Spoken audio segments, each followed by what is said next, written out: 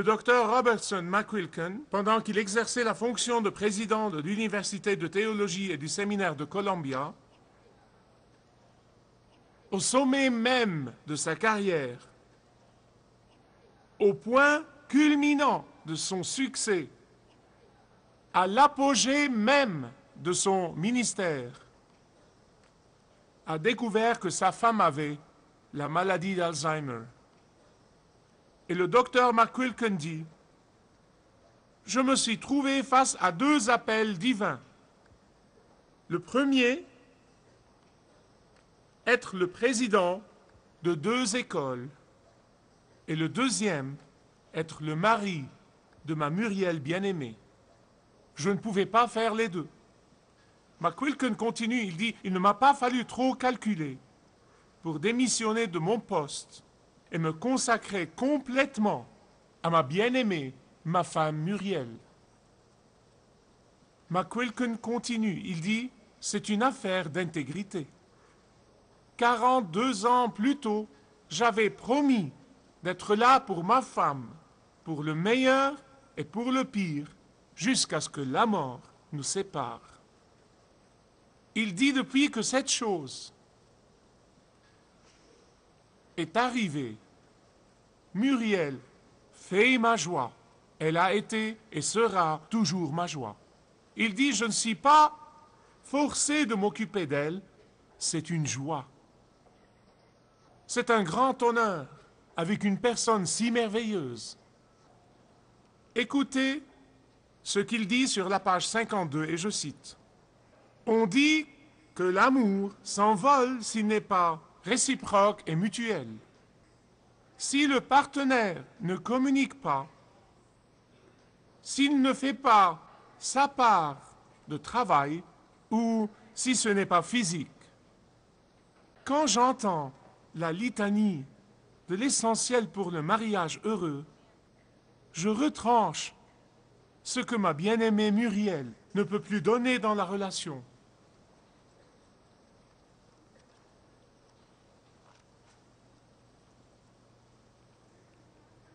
Et je médite sur le mystère de l'amour. » C'est ce qu'il a dit.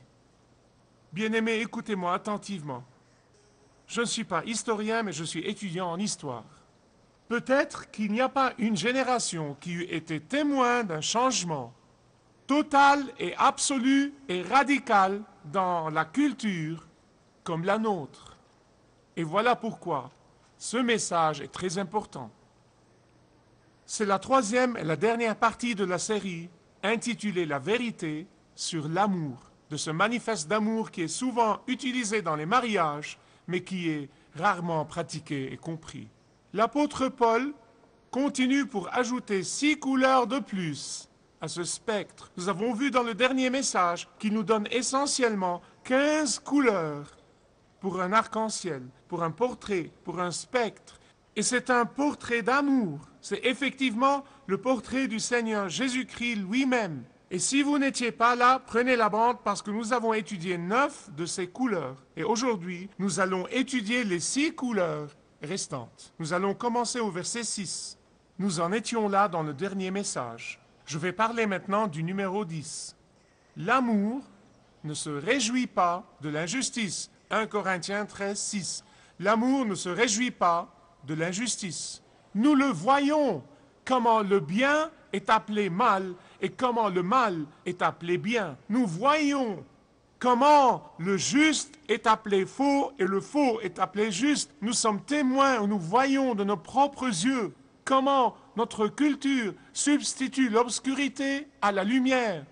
Nous voyons comment l'intégrité fait place à l'opportunisme, comment la loyauté fait place à l'utilitarisme, comment l'engagement fait place à la commodité. Nous le voyons se réaliser de nos propres yeux. Et voilà le problème, bien-aimés. Cela nous engourdit.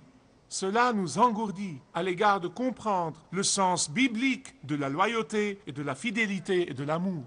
Parmi les croyants, qu'est-ce que c'est que se réjouir de l'injustice? Oh, nous l'appelons bavardage innocent. Nous l'appelons échange d'informations. nous l'appelons recherche de renseignements, alors qu'en réalité, nous nous réjouissons des péchés des autres. Écoutez-moi attentivement. Il y a une chose sur les commérages que vous ne devez jamais oublier, que vous devez bien comprendre. Les commérages n'existeraient pas s'il n'y avait pas un auditoire avide.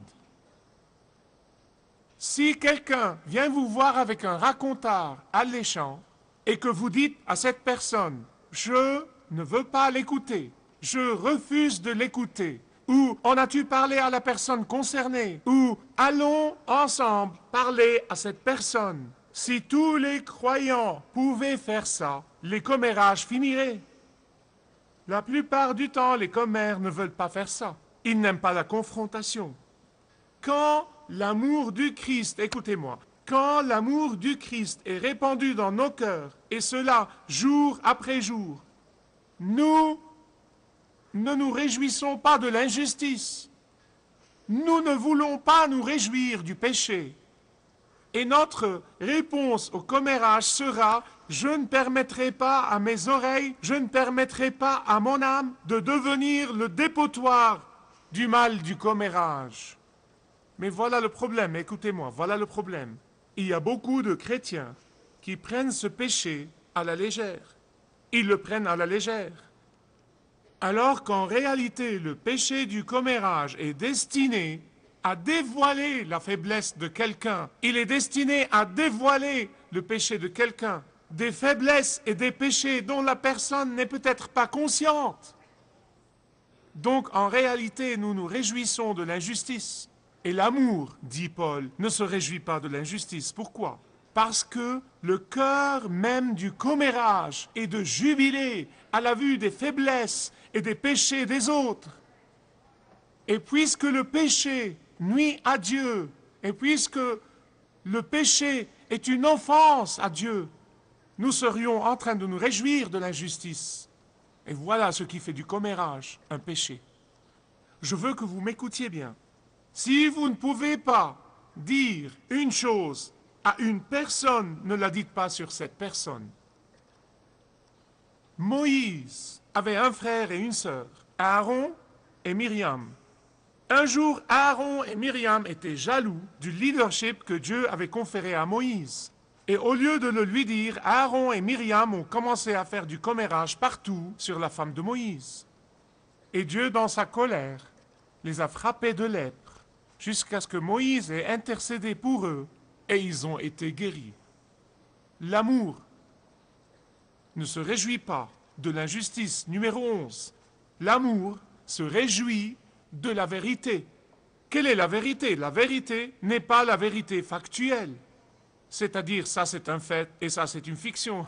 Vous rappelez-vous en classe de philosophie, vous savez, le professeur apporte une chaise et dit « Qu'est-ce que c'est ?» Et quelqu'un dit « Une chaise. » Non, ce n'est pas une chaise. Et nous passons 1 heure à discuter si c'est une chaise ou non. Non, mais que ce soit une chaise ou non, ils font vraiment ça en classe de philosophie. Mais écoutez, Paul ne parle pas de la vérité factuelle. Il parle de la vérité de la parole de Dieu. Il parle de la vérité de Dieu. Il parle de la parole révérée de Dieu. Je sais et vous savez que si vous êtes dans la vérité, les faux maîtres et les faux enseignements vous briseront le cœur. Et s'ils ne vous le brisent pas, il y a quelque chose qui ne va pas dans votre foi. Et l'amour ne doit jamais, jamais, jamais tolérer ou supporter les fausses doctrines.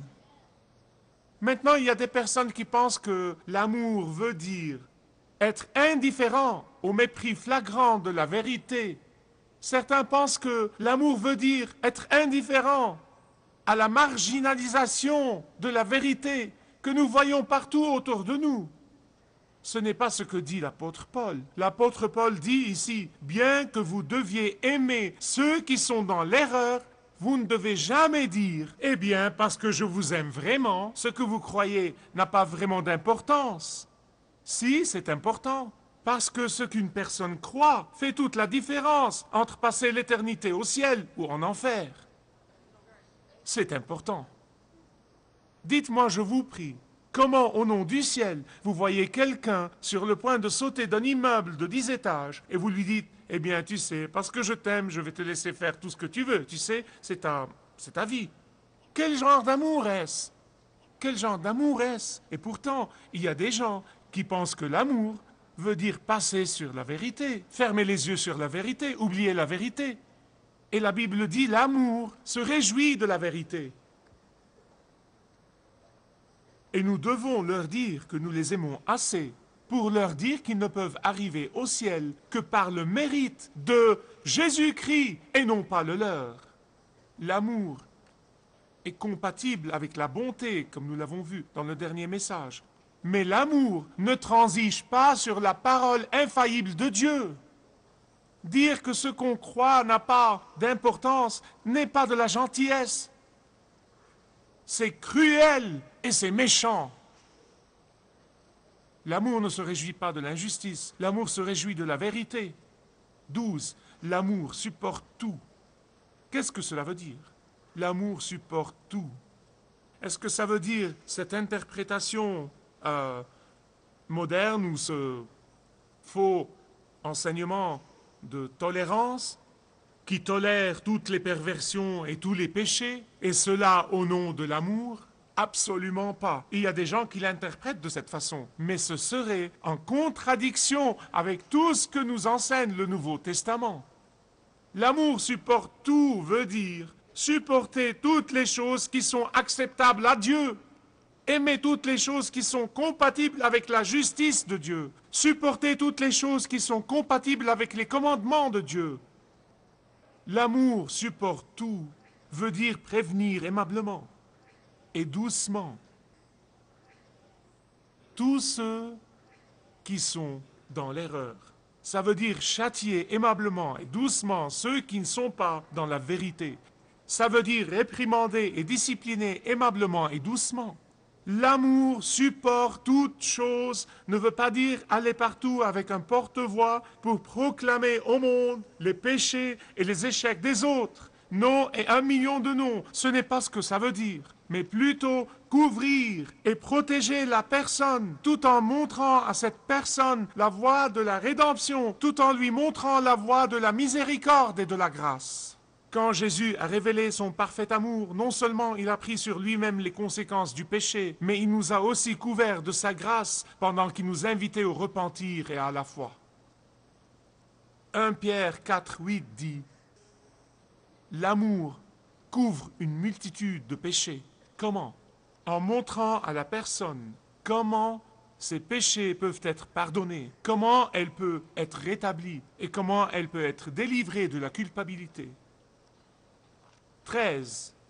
L'amour croit toutes choses. Cela veut-il dire que nous devenions tous crédules? Que chacun de nous soit reconnu, comme on dirait, un idiot du village? Non, ce n'est pas ce que ça veut dire. Ça veut dire qu'il ne faut pas soupçonner tout le monde tout le temps. Ça veut dire qu'il ne faut pas être cynique sur toute chose tout le temps. Ça veut dire que vous devez placer une couverture sur le pécheur afin qu'il ou elle puisse avoir une chance de se confesser et d'être pardonné et d'être rétabli. Bien-aimés, l'amour est un port de confiance. Voilà pourquoi quand la confiance se brise, écoutez-moi, quand la confiance se brise, les relations peuvent devenir très difficiles et compliquées. Mais voilà ce que dit l'amour.